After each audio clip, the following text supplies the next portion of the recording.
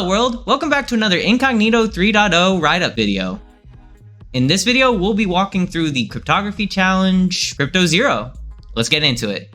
So this race car goes vroom vroom thing kind of threw me off. I don't really know what that's for, but you see that right here, this looks like a key for something and probably is a key to decode whatever's in this file. So if we download the file, I have it over here on my Kali box. We'll do an ls on it and you'll get mez. If we cat mez out, you'll get a bunch of what looks like base64. But if we were to base64 decode that, we'll get more base64. So why don't we write a quick script to decode the base64 since it's looping, right? So we'll maximize that and we'll bring this over here and we'll say gedit bec.sh because I'll do this in bash. Yep. And what we want to do is, of course, shebang line. All right. So let's define an old variable for our old string because you'll see why here in a second. And we'll put that in. Okay. And then we're going to loop for 0 to 10, I guess. I think that'll work. Oh, right. Sorry. For I in 0 to 10.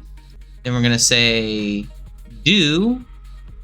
And then we want to find a new variable that says new equals. And remember, this is interpolated commands here. Echo, $, old.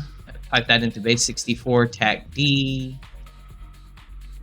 Okay. So that'll store the output of the base64 when it's decoded. And we want to set old equal to new. Otherwise, we're going to keep decoding the same base64 string over and over again, right? We want to make the new decoded base64 string the old one on the next iteration. And we'll say done. And we need to make sure to print out our new. So we'll say echo $ new. And that should work. I should have opened this up in the background so I could keep using my terminal. There we go. So let's make sure to chmod it. I want to make it executable, of course. Okay, so oh, you know what? It looks like it didn't finish. Okay, yeah, it didn't finish. So we need to add a few more in there. Let's bump that up to 20 and see what we get now. Okay, so it did end, but it ended with a plain text of just gobbledygook, right? Well, I bet you we need to do something with that key we saw before and perform some operation on the gobbledygook. So I'm going to just take the next to last base64 string it decoded, and I'm going to pop open CyberChef. Okay. Now we're going to maximize CyberChef since it's looking kind of weird when it's minimized. All right. So we know this is base64, of course. And so now we're going to get some raw text here that we can mess around with without the terminal's output messing it up for us. Because remember, when you output unreadable characters to the terminal, it'll perform all the escapes and everything. So it'll kind of mess up the output. So we can't just copy and paste it.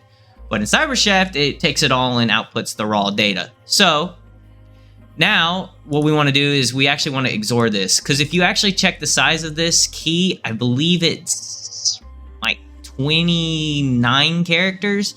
Doesn't really match any kind of decryption algorithm like the key length for them. So like RSA or DES or AES doesn't match any of those. So I kind of just thought, hey, let me just try XORing it.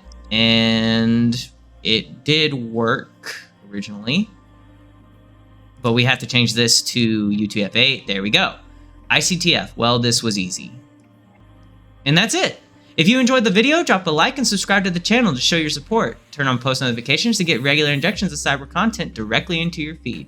Check out our Patreon, join our Discord, and follow us on Twitter. Links in the description box down below. And leave any feedback or questions in the comments section down below. This is Almond Milk. Thanks for watching. Goodbye, world.